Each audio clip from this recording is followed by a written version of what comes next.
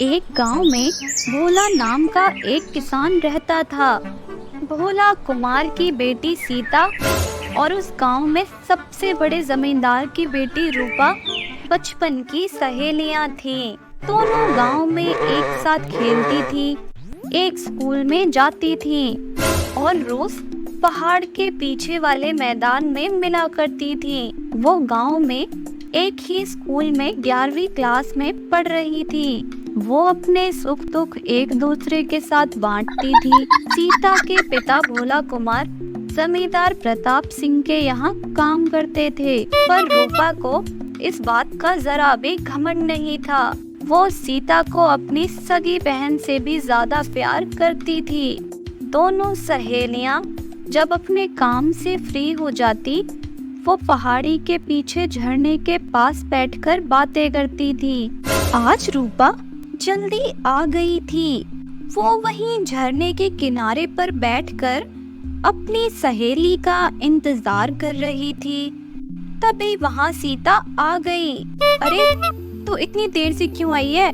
मैं तेरा कब से इंतजार कर रही थी। तो कुछ समझती नहीं है यार।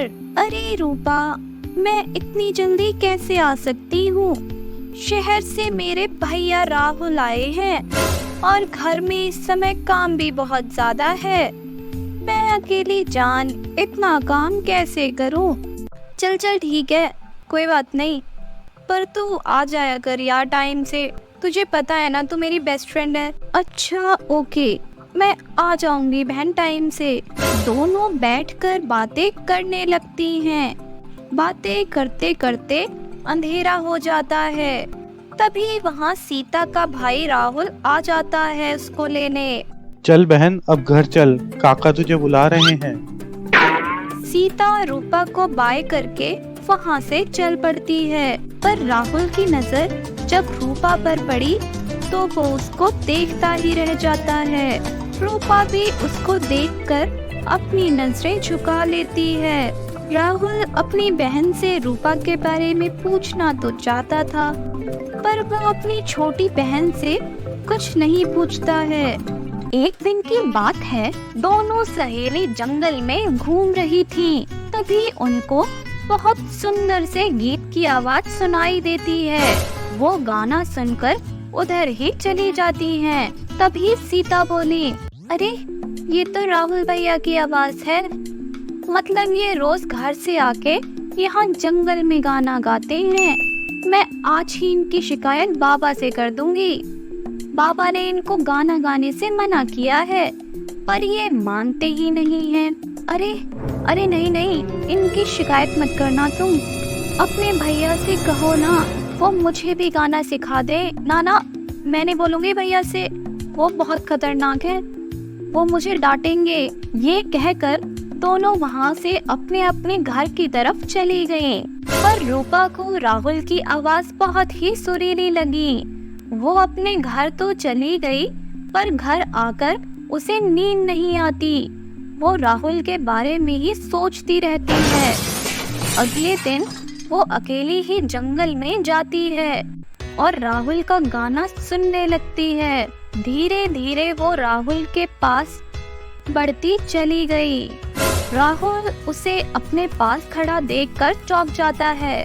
अरे मैं कोई भूत थोड़ी हूँ जो तुम मुझे देखकर डर गए। तुम्हारा गाना बहुत अच्छा है, इसलिए मैं इधर चली आई। मैं गांव में ही रहती हूँ, तुम्हारे घर के पीछे। अच्छा कोई बात नहीं, चलो आओ बैठो ना। ऐसे ही उनकी बातों का सिलसिला आगे बढ़ जाता है। रूपा सोचती है, इससे तो मैंने झूठ बोला है। वो अगले दिन अब मिलने नहीं जाएगी। लेकिन शाम होते ही उसका मन फिर से बात करने के लिए छटपटाने लगा और उसके पैर खुद ही जंगल की तरफ मुड़ जाते हैं। वहाँ राहुल पहले से ही रूपा का इंतजार कर रहा था। वो उसको देखकर बहुत खुश हो जाता है। राहुल, तुम क्या करते हो? मेरी पढ़ाई पूरी हो गई है, अभी अभी बैंकिंग का पेपर दिया है, बस उसी के रिजल्ट का इंतजार है और पेपर निकल जाएगा, ये मुझे पक्का भरोसा है। ये सुनकर रूपा बहुत खुश हो गई। धीरे धीरे दिन बीतने लगते हैं। वो दोनों छुप छुप के जंगल में मिलने लगे। रूपा अपनी और राहुल की मुलाकात की बात कभी भी सीता को नहीं बताती है। कभी कभी सीता उसका पहाड़ी के पीछे इंतजार करती, पर वो अब नहीं आती थी। वो कोई न कोई बहाना बनाकर टाल देती थी। इसी तरह 2-3 महीने बीत जाते हैं और धीरे धीरे उनका प्यार बढ़ने लगता है। एक दिन राहुल रूपा से कहता है, रूपा, तुम्हारे पिताजी का नाम क्या है? तुम मुझे अपने पिताजी का नाम बताओ ना, ताकि मैं अपने बाबा को तुम्हारे पिताजी से मिलने भेज सकूं। वो सुन रह जाती है। अरे, अगर मैंने सच बोला तो ये नाराज हो जाएगा। अगर झूठ बोलूंगी तो गांव में किसका नाम दूंगी? वो डर जाती है। सुनो, मैं तुमको अपने घर का पता कल बताऊंगी। अभी मैं चलती हूँ। वो ऐसा बोलकर फटाफट वहाँ से अपने घर की तरफ निकल पड़ती है। वो भागती हुई अपनी सहेली सीता के पास जाती है और सीता को सारी बात बता देती है। हे भगवान, ये तूने क्या किया? अब क्या होगा? तू जा अब अपने घर वापस, भैया को मैं संभालती हूँ। अगले दिन राहुल उसका जंगल में इंतजार करता है। वो जंगल में नहीं आती। वो बेचैन होने लगता है। वो अब परेशान है। वो अब बहुत परेशान हो चुका था। क्या करूँ अब? रूपा तो मुझे अपने घर का भी पता बता कर नहीं गई। इतने बड़े गांव में उसको कैसे ढूंढूंगा? फिर सीता और रूपा पहाड़ी के पीछे मैदान में मिलते हैं। तुम्हारे भैया का क्या हाल है? भैया ठीक है, पर तुमको लगातार ढूंढ रहे हैं। मैं उनकी परेशानी जानती हूँ, लेकिन मैं अभी उनसे इस बारे में कोई बात नहीं कर सकती। भैया रोज जंगल में जाके उसी जगह तुम्हारा इंतजार करते हैं। यार, हाल तो मेरा भी खराब है, पर मैं उनको कुछ बता नहीं सकती। तुम अपने भैया का ध्यान रखना। फिर दोनों सहेली अपने घर की तरफ निकल पड़ी। शाम को राहुल अपनी बहन सीता से रूपा के बारे में पूछता है। भैया, मुझे नहीं पता कुछ भी। वो तुम्हारी सहेली है और तुमको नहीं पता? ऐसा कैसे हो सकता है? नहीं नहीं भैया, मुझे सच में कुछ नहीं पता।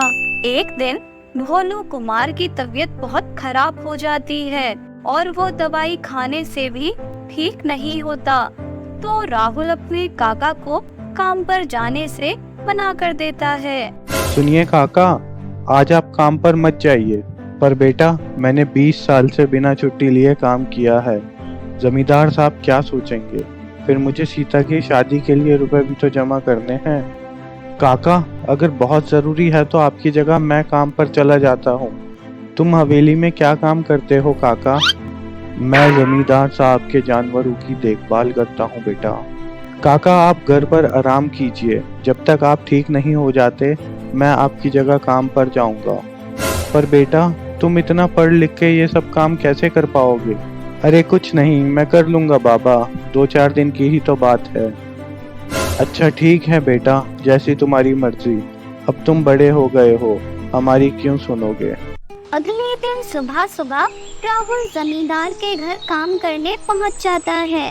राहुल को देखकर जमींदार उसे पहचान नहीं पाता है। मैं भोलू कुमार का भतीजा। काका की तबीयत बहुत ही ज्यादा खराब है, इसलिए मैं उनके बदले काम करने आया हुआ हूँ। अब तक तुम्हें गांव में कभी नहीं देखा। मेरे माँ बाप बचपन में ही चल बसे थे, तो चाचा जी ने ही मुझे पाल पोस कर बड़ा किया है। उन्होंने ही मुझे शहर में पढ़ाया लिखाया और मैं ज़्यादातर शहर में ही रहता हूँ। अभी कुछ दिन पहले ही गांव आया हूँ। जल्दी ही नौकरी लग जाएगी, रिजल्ट का इंतज़ार है बस। जमींदार उससे बात करके बहुत खुश हो जाता है। ठीक है बेटा, जाके तुम अपना काम करो। फिर राहुल अपने काम में लग जाता है। काम करते करते उसे दोपहर हो जाती है। वो हवेली के अंदर पानी लेने के लिए जाता है और जैसे ही वो अंदर जाता है, उसकी नजर पड़ी रूपा पर। वो उसे देखकर चौंक गया। अरे ये तो मेरी रूपा है। इसने मुझे सच क्यों नहीं बताया? क्या इसे इतना भी भरोसा नहीं? क्या ये मेरे दिल के साथ खेल रही थी अब तक? हाँ, ये मेरे साथ खेल रही थी अब तक। मैं भी कितना नासमझ था जो इसको प्यार समझ बैठा। रूपा, तुमने मुझसे झूठ क्यों बोला? क्या तुम मुझे बता नहीं सकती थी?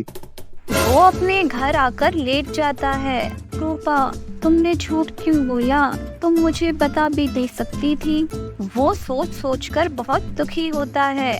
तभी वहाँ सीता आ जाती है।